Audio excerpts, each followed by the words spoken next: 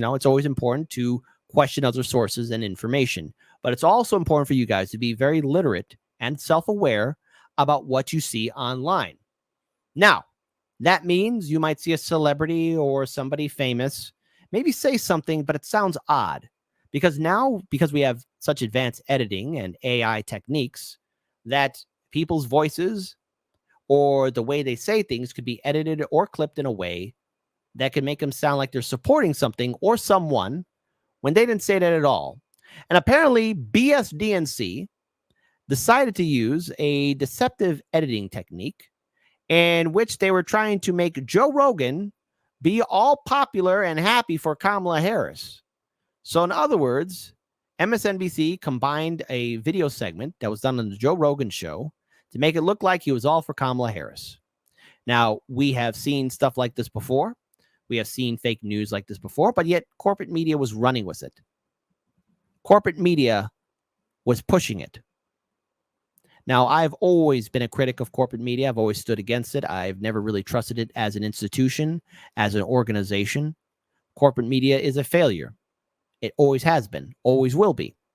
But yet they were quick, very quick, to go ahead and put this together. So I want to pull up this video here. It is of Tulsi Gabbard bringing it up, but there's more to this story. Not sure if you guys caught this, but MSNBC was exposed today for yet another set of lies. They deceptively edited together this video of different Joe Rogan comments to make it appear that he was singing the praises of Kamala Harris. She's going to win. No, she's not. She can win. She is a strong woman. She is a person who served overseas twice. She in a medical unit. She was a congresswoman for 8 years. Yeah. She is a person of color. She's everything you want. She's going to win. No, she's not. She can win. They just want no Trump, no matter what. This is not reflective at all of the truth of what Joe Rogan said.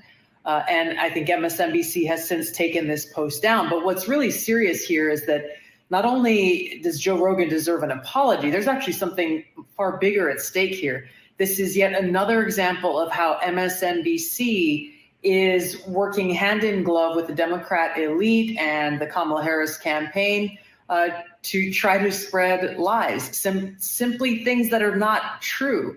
So what this means is MSNBC is a for-profit corporation. They are helping Kamala Harris's election campaign.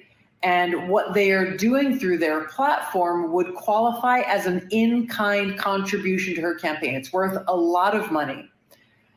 The fact that they are doing this should require the Federal Elections Commission that manages campaign spending and campaign finance to require them to report this as an in-kind campaign contribution or to be punished for abusing their position in trying to use their platform that has nothing to do with journalism. It is purely a propaganda platform, and that they are using this in order to try to help Kamala Harris get elected.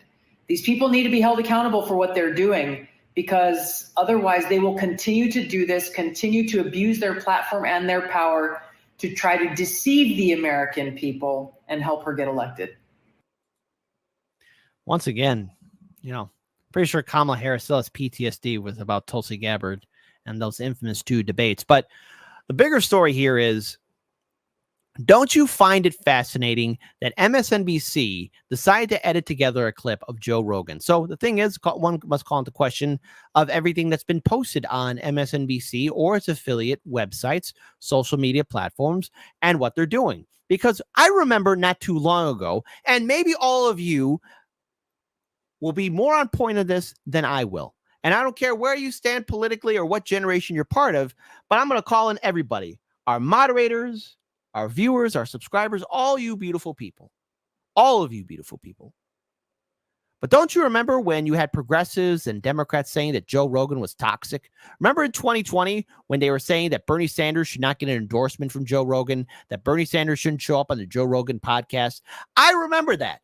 So many progressives, even after the 2020 election cycle, I remember so many progressives and Democrats were still saying that Joe Rogan is a right-wing extremist, that he's a right-wing apologist. But yet somehow now, MSNBC, in its infinite wisdom, is now all on board for Joe Rogan, just like how Kamala Harris was all on board for posting on TikTok now, even though Joe Biden and the Democrats want to ban TikTok. And it's been passing legislation to get TikTok away from the American people.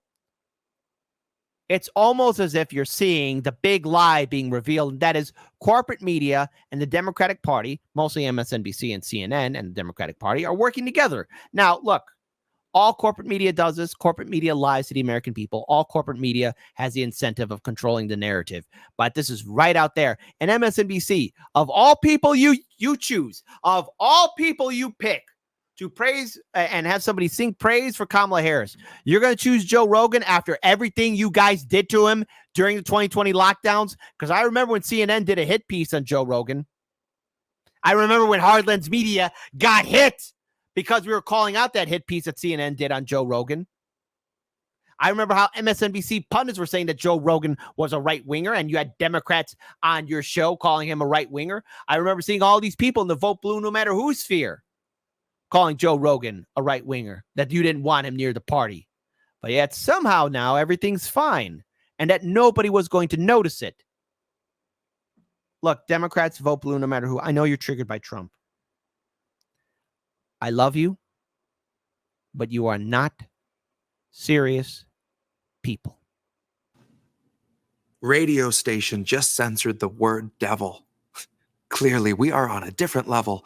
I guess you wouldn't notice all the rolling boulders crashing past your shoulders when you're taught to shift your focus lower, scream at all the pebbles, cheering on the bombers because you can't abide the rebels. But I bet you'll wring your bloody hands when all the dust has settled, when the last little limb is pulled from Gaza's twisted metal. Then you can say how you were led astray, and never once in all your days would you have knowingly supported all the genocide for which you clapped and prayed. But they baited you with unconfirmed blurbs about babies until you were filled with rage. Yet someone told you babies had been starving, bombed, and caged for nearly 80 years in Gaza, and you looked the other way. So regret, but make it fashion. Go and pluck that final petal off a hyacinth on Instagram for every kid they kettled. Every son that Israel imprisoned when they're little, that they tortured for a decade, then surprised with their acquittal. And when they got released and saw their parents, and whatever siblings hadn't met the missiles, they stared right through their middle. Their eyes don't seem to focus, and their words are all but dribble, like they're pondering the darkest riddle. That is, how many false flags does it take to make humanity inhuman and uncivil, distorted by the revel? The crooked slant where Israel contorts into America, Biden bathing Bibi in a bloodbath in the bevel. I opened up my feed and I saw children disassembled. Turned some music on and heard the station censor devil. Imagine thinking Doja Cat's a threat to moral fabric in the single largest terror cell that ever felled a temple, that ever sparked a cleansing, that ever burned a market, that ever raped with bayonets or carpet-bombed apartments, that ever turned your water off and left you in the darkness, left you doing surgery on children while they're conscious.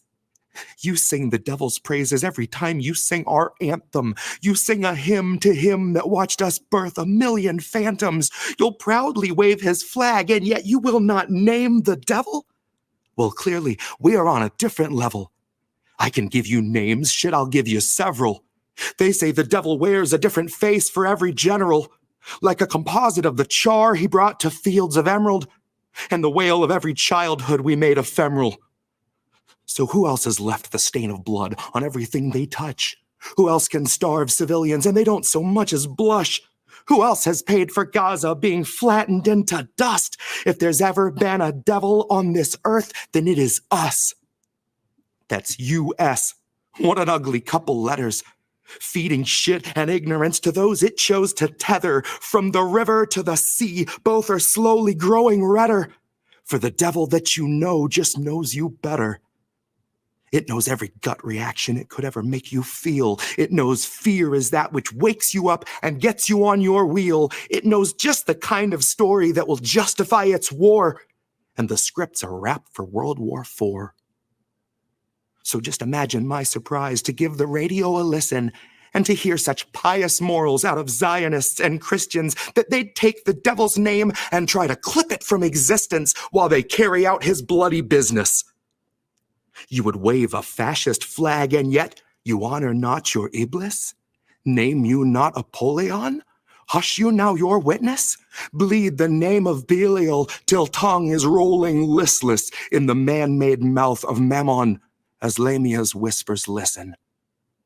When carts are wheeling bodies through the cities that we crushed, and the very air is rotten with decay of all that was, who else would censor devil yet behave as Legion does?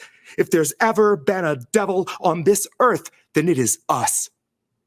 U.S., but not a unity of souls. More a mass of corporations turning houses into holes, turning people into puppets, turning puppets into mold, turning mold into nutrition bars worth their weight in gold because they're bombing every bakery and burning every field with phosphorus that never once has wanted for a meal. The devil wears a mask and it delights in the reveal, in that moment where the face is let to peel. We do not love the underdog. We do not cheer the rebels.